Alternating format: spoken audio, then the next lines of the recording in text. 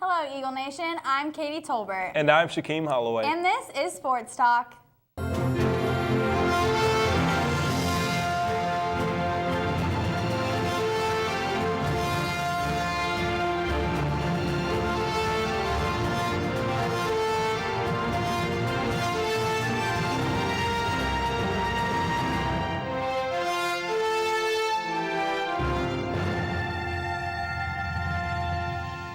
So finally, we have a home Eagle football victory. This past weekend was such a big game because not only was it homecoming, but it was also the Eagles' last home game for this season and the seniors' very last home game ever.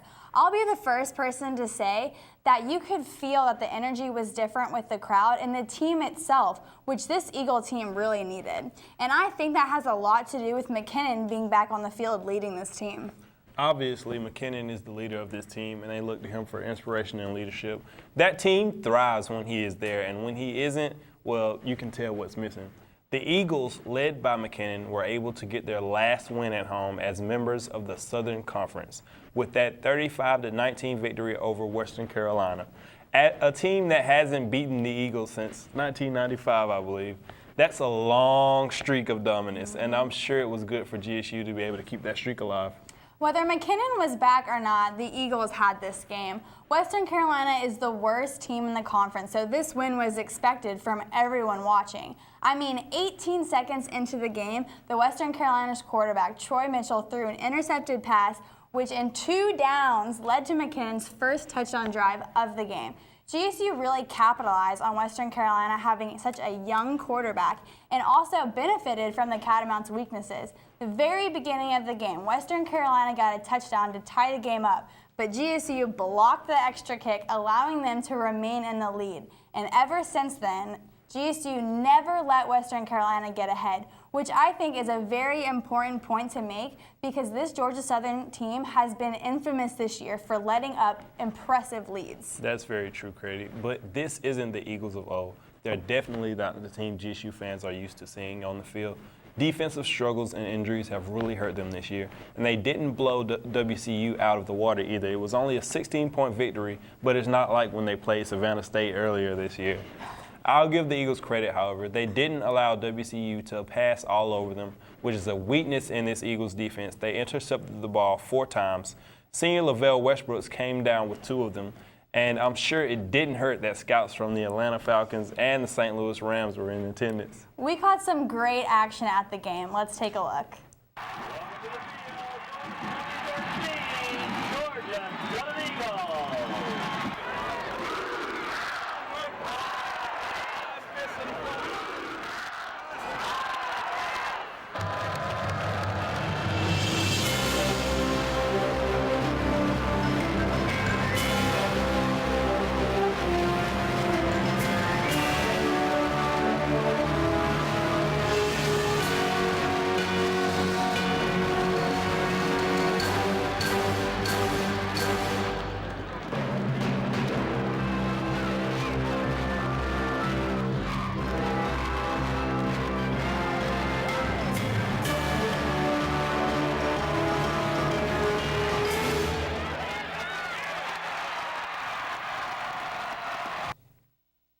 Those were some great shots, Katie. What I like even more is the camaraderie of this team. That final home game win in the SoCon was special, and they knew it. We'll be right back after the break to move on to this weekend's game against Elon.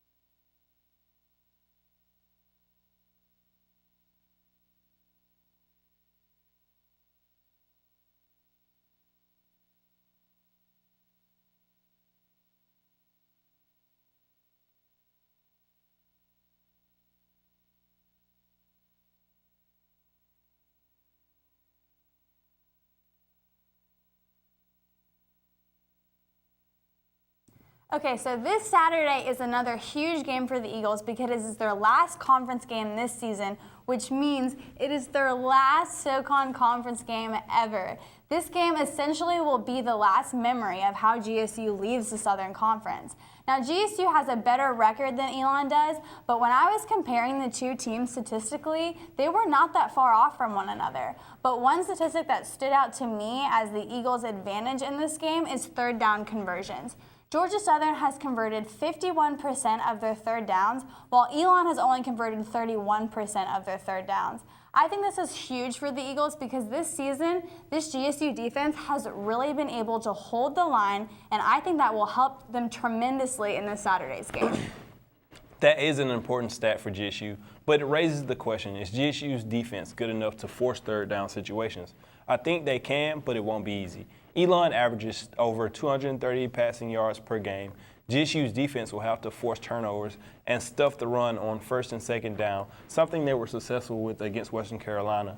The Eagles' offensive output in the second half is another important factor. Elon has been outscored by its opponents 149-44 after halftime this season. Ironically enough, the Eagles have scored 149 points after halftime this season, outscoring opponents 149-124. On paper, this is the Eagles' game to lose. An intangible factor fans should consider is, are the Eagles looking past Elon to the game next week in the Swamp? I don't know. Well, hopefully it won't come down to a game-winning field goal with 3 minutes and 40 seconds left in the game like last year. But I'll tell you what game came down to the wire that I was speechless about, and that is the Georgia Southern basketball team taking the University of Miami to overtime and losing by just one measly point. First off, I don't care how many players Miami lost last year. They're an ACC team in basketball, enough said. And the fact that this Eagle team, led by a brand new coaching staff, is performing to this caliber excites me, to say the least. Yeah, I followed that game online. The Eagles were up by 5 with under a minute to go, and I thought they had sealed the deal. As usual, I was wrong. The Canes were able to take a 67-65 lead until SoCon Player of the Week, Jelani Hewitt, hit 2 clutch free throws to tie the game and force overtime. Overtime was a back and forth battle, but the Eagles weren't able to pull it out as Hewitt missed a potential game-winning 3 in the final seconds of overtime as the Eagles fell 81-80.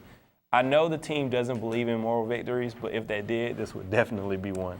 A cool little side story that I want to mention is that junior Jelani Hewitt that you were just talking about is actually from Miami and returning to his hometown. He impressed everybody watching him, I'm sure, with a game-high 27 points, but unfortunately his attempt at the game-winning shot was no good.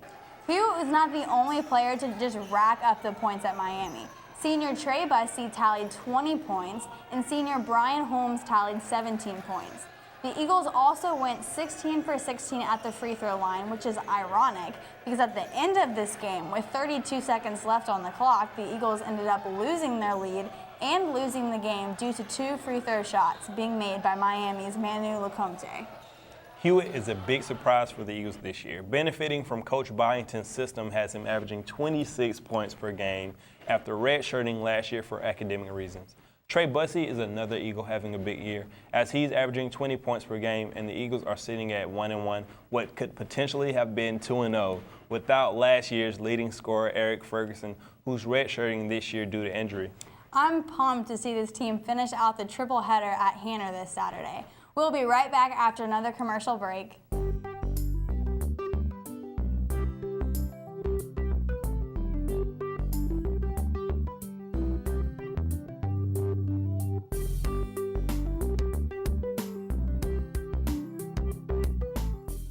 Run on down to Statesboro. And keep on running in the Run the Borough 5K. Join us at the starting line in front of City Hall, December the 6th at 5:30. We'll be racing to the finish line to get back and enjoy all the festivities of the holiday celebration. Get pictures with Santa, enjoy caroling, holiday crafts, and warm up with some Chili Town. So join us here first Friday, December 6th for the Run the Borough 5K and the downtown holiday celebration. For more info, go to visit statesboroga.com. I'll race you up there. Sure. Woohoo!